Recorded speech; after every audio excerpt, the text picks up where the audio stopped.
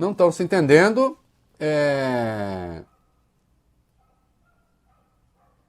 Vejam só, o Figueiredo e o Malafaia agora estão se pegando a tapa, vai.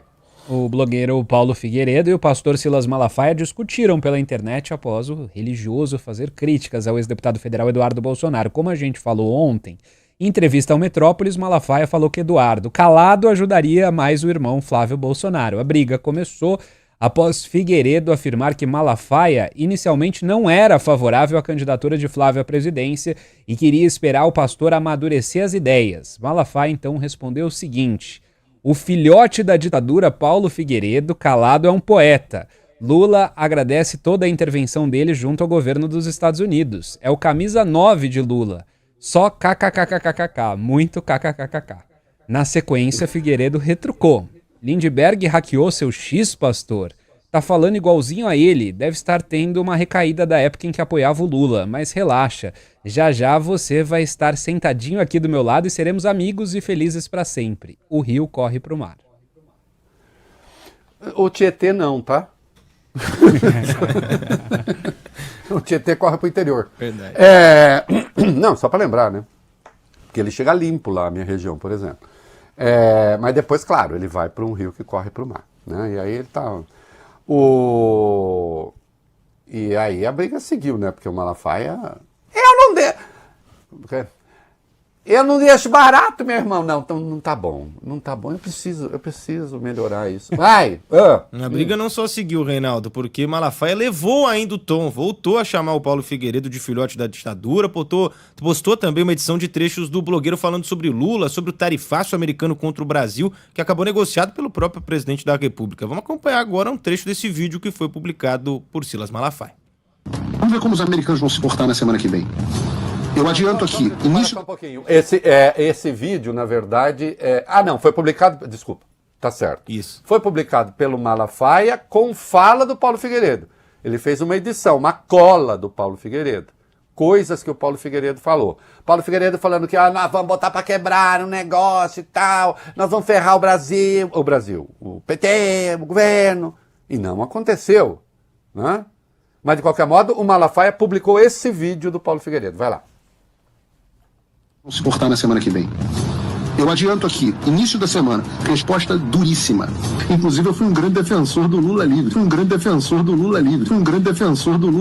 E eles estão sabendo os detalhes do que vem acontecendo. E a posição é: os Estados Unidos continuarão lidando com o Brasil com o grau de liberdade que o país der aos seus cidadãos. Eu volto a dizer, eu sou o cara do Lula livre na direita. Estou dizendo que nós vamos pessoalmente boicotar qualquer tentativa de conversa aqui nos Estados Unidos que não passe por uma anistia ampla, geral e restrita. Todos serão, e com a diferença de que um é filho do presidente e o outro é uma pessoa que já goza de uma enorme credibilidade aqui dentro. Nós vamos boicotar um por um.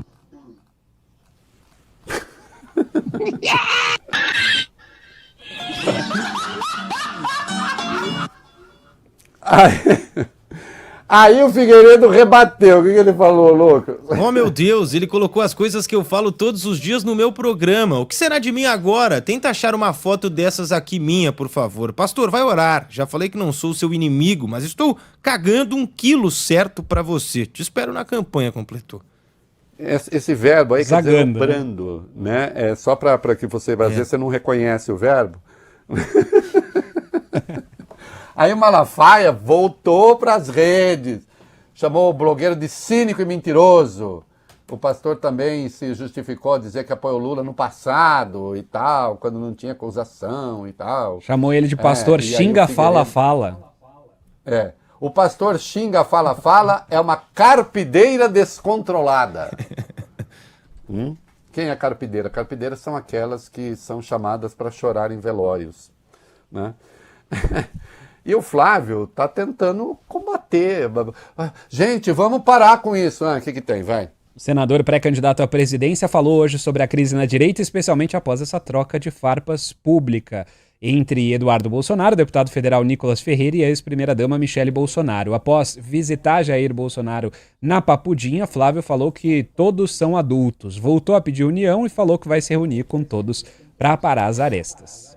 Não, cara, nós somos adultos, vamos conversar, tá? Eu vou conversar, vou procurar todo mundo, como sempre fiz, porque a gente tem um objetivo maior e todos estão imbuídos, estão na mesma página, tá? Todo mundo na mesma página, porque sabe que o Brasil corre sério risco, né, de virar de vez um narco-estado com mais 4 anos do PT.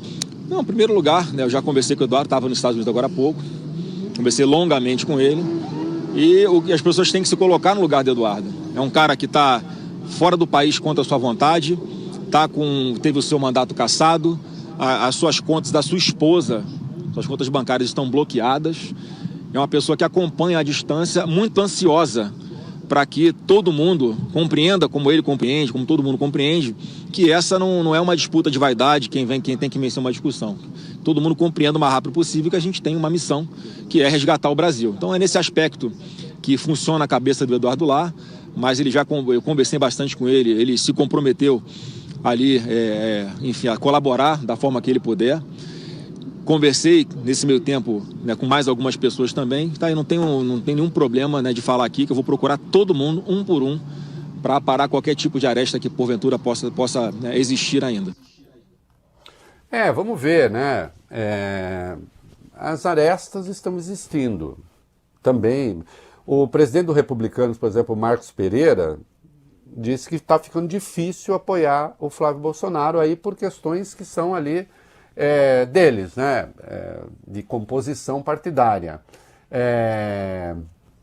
Vamos para o primeiro negrito dele aí na 7. O que tem? Vamos lá. Disse o seguinte: nós vamos conversar no momento certo, dependendo do sentimento da maioria do partido. Ele, se referindo a Flávio Bolsonaro, me procurou no dia que lançou a pré-candidatura para jantar na semana seguinte, na segunda-feira, quando ele jantou com os demais colegas de outros partidos também. Eu não pude estar presente e no dia mandei a mensagem e ele não respondeu. Quem tem que buscar os apoios é ele.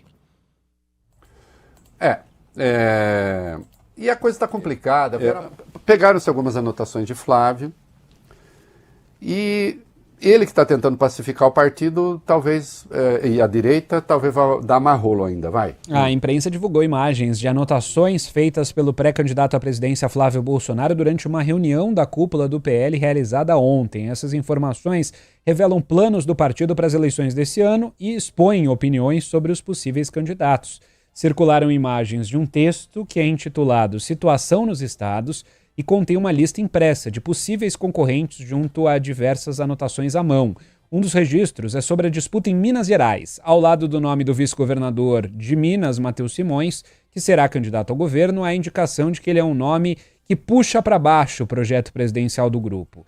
O presidente da Federação das Indústrias do Estado de Minas Gerais, Flávio Roscoe, surge como alternativa por conversar com o deputado federal Nicolas Ferreira. Há ainda uma anotação com o nome dos senadores Rodrigo Pacheco, do PSD, ao lado do número 13, e de Cleitinho, do Republicanos. Hoje, após visitar Jair Bolsonaro na Papudinha, Flávio falou sobre o vazamento dessas anotações. Quero aproveitar a oportunidade para falar do ocorrido ontem, porque eu tive várias reuniões ontem. Liguei para muita gente, falei com muita gente pelo telefone para tratar de diversos estados dos palanques nossos a governo e senador pelo país. Então as pessoas iam conversando comigo, me indicavam alguma coisa e eu anotava no papel. Um papel como esse, né, que estava fechado ali em cima da mesa, onde depois eu fui dar uma coletiva para falar do Rio de Janeiro. E enquanto eu dei a entrevista falando do Rio de Janeiro, o papel ficou em cima da mesa e eu saía da sala algumas vezes para conversar reservadamente na sala ao lado e voltava para a sala onde estava ali a imprensa junto comigo na mesa grande lá no PL. Saía da sala e voltava. Em um desses momentos, algum coleguinha de vocês pegou... Atenção, aí aparece uma anotação complicada. Complicadinha a anotação, vai. Essa aqui. Em uma outra anotação sobre o cenário do Mato Grosso do Sul, ao lado do nome do deputado Marcos Polon, do PL do Estado, está registrado o seguinte: pediu 15 milhões para não ser candidato. Ao O Globo, Polon negou ter feito qualquer solicitação nesse sentido. A anotação aparece em meio a avaliações sobre pesquisas e viabilidade local, indicando que a direção nacional acompanha de perto disputas que são consideradas estratégicas. Hoje, depois de deixar a papudinha, Flávio explicou do que se tratava essa anotação que a gente trouxe aqui. Ah, tá, essa a gente viu, né? E o Flávio, e tem as coisas envolvendo São Paulo. Olha lá. No topo de uma das páginas de anotações de Flávio está escrito ligar Tarcísio, em referência ao governador de São Paulo, Tarcísio de Freitas.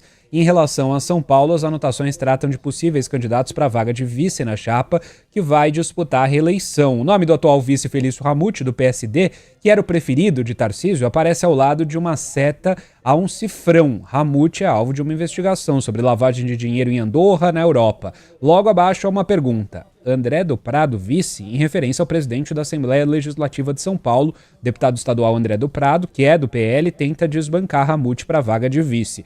O rascunho traz escritos à mão 5 possíveis candidatos para a segunda vaga ao Senado de São Paulo, já que a primeira deve mesmo ficar com Guilherme Derrite, do PP. São citados nessa ordem: Renato Bolsonaro, irmão do ex-presidente Jair Bolsonaro, Mário Frias, Eduardo Bolsonaro, Coronel Melo Araújo e Marco Feliciano. Isso. E aí o Prado, que é o presidente da Alesp, fez uma homenagem ao Valdemar, e o Valdemar está querendo indicar o vice do Tarcísio. O Tarcísio já falou, Tarcísio que não gosta de Valdemar, não aceita, né, essa indicação. E amanhã, hoje não vai dar tempo, mas amanhã, nós dando tempo, eu vou colocar um vídeo do Valdemar, quando ele falou lá no Grupo Esfera, dele mostrando como é que essas escolhas são feitas. E o pragmatismo de Valdemar, como é que esse homem sobreviveu na política, né? A seu modo, é realmente um fenômeno, se é que vocês me entendem, é isso aí.